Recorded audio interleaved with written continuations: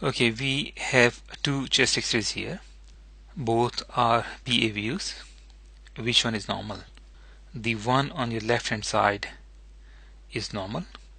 The one on your right hand side shows signs of emphysema.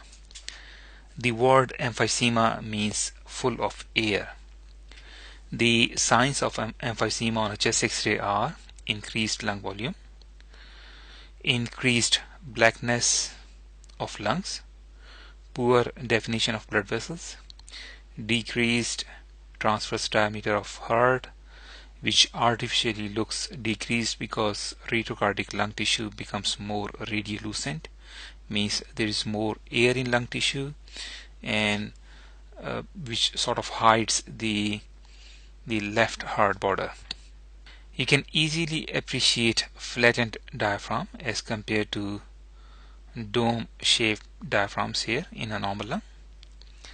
Emphysema is described as destruction of alveolar walls, creating abnormally large air spaces that are not able to remove air and thus retain air even during expiration.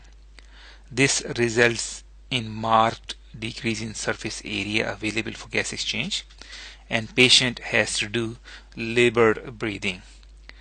Over the years, extra respiratory efforts increase the size of the thoracic cavity, resulting in barrel-shaped chest, which you should be able to easily see on a lateral view of this patient.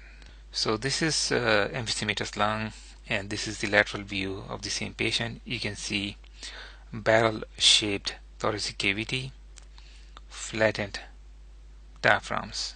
An increase in AP diameter of thoracic cavity is also a feature of emphysematous lung disease. Let's see what happens microscopically to lung tissue. We have a lung tissue under microscope, a normal lung tissue. When nature builds a human tissue, it uses proteins as building material. Just like we use cement or mortar or wood to build a house, in case of lungs we have a protein called elastin, which along with a glycoprotein called fibrillin makes thread-shaped structures which are known as elastic fibers. So these thread-like structures are elastic fibers. Some of them are nuclei of the pneumocystis type 1 cells, but you can easily see these thread-like structures here. This one here. So elastic fibers make a network throughout whole lung tissue. We also have reticular fibers surrounding elastic fibers, which are not visible here. You need to have a specialist lens to be able to see the elastic and reticular fibers. The combination of reticular fibers and elastic fibers, along with some other components, make what is known as connective tissue or interstitium of lung.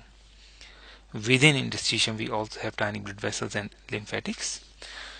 On these frameworks of reticular and elastic fibers, nature attaches cells as bricks of mainly two types, namely pneumocystis type 1 and pneumocystis type 2. The pneumocystis type 1 are main site for gas exchange, and pneumocystis type 2 produce surfactant, which helps in reducing the surface tension within the lung tissue.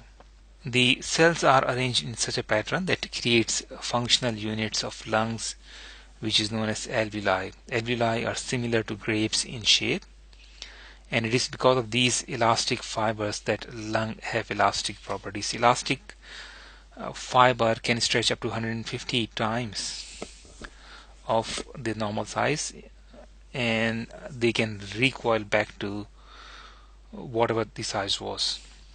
Damage to these fibers. What happens in emphysema? These fibers get damaged, and damage to these fibers causes damage to alveolar walls, and two alveoli can become one as a result of loss of walls between them, and tissue is also lost, and the process can repeat several times, causing extensive damage to lung tissues, resulting in decrease or loss of lung function in a particular area. This condition is known as emphysema.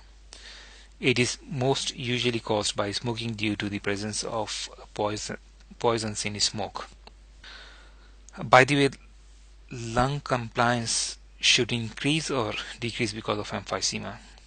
It would increase as a result of loss of resistance by the elastic tissue. However, there is an increased airway resistance due to partial obstruction or damage to the airways as a result of smoking, for example. And lung compliance is defined as the force required to stretch the lungs and thoracic cavity. High compliance means lungs will inflate easily, but before lung compliance can increase, there is an increased resistance in bronchial tree, as I said before, that actually traps air inside the lungs and results in damaged alveolar walls. Thank you very much. Normal chest X-rays courtesy of Dr. Alex McLennan from UK. X-rays with emphysematous lung disease are courtesy of Dr. A.J. Chandrasekhar. Thanks to these two gentlemen. Histology slide is courtesy of www.lab.anhb.uwa.edu, and written permission has been obtained from all these institutions and people. Thank you very much.